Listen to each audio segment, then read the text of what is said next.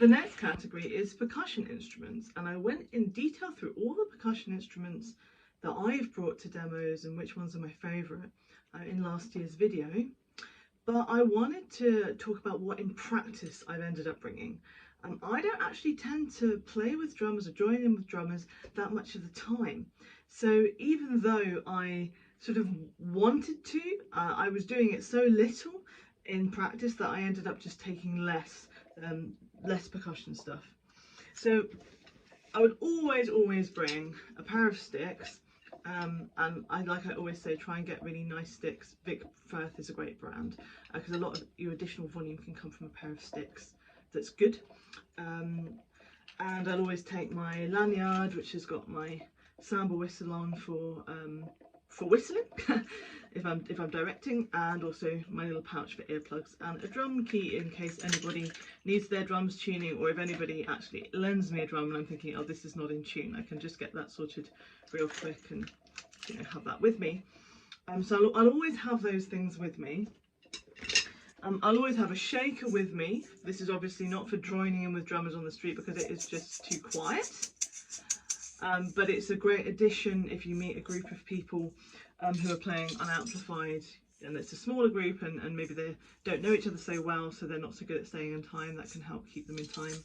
Likewise, my half moon shaker that's meant to go on a foot, but I usually use it like that.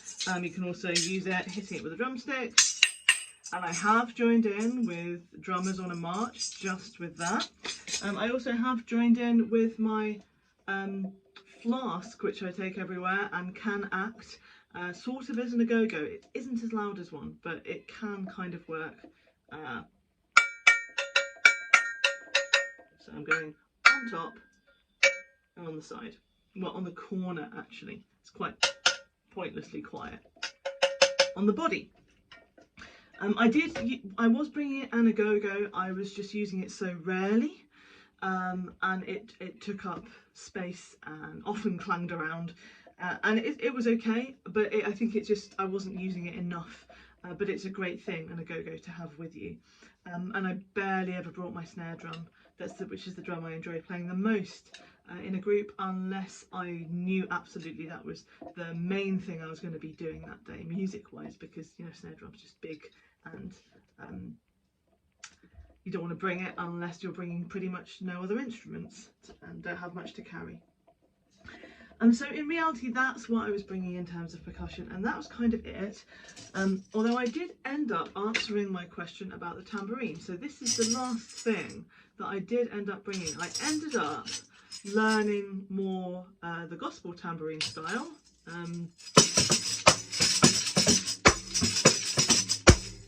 Which is really loud actually, for a tiny little tambourine with a skin that's from Hobgoblin Music for £13. You get really good value for money there. You can also hit it with a drumstick. Let's see.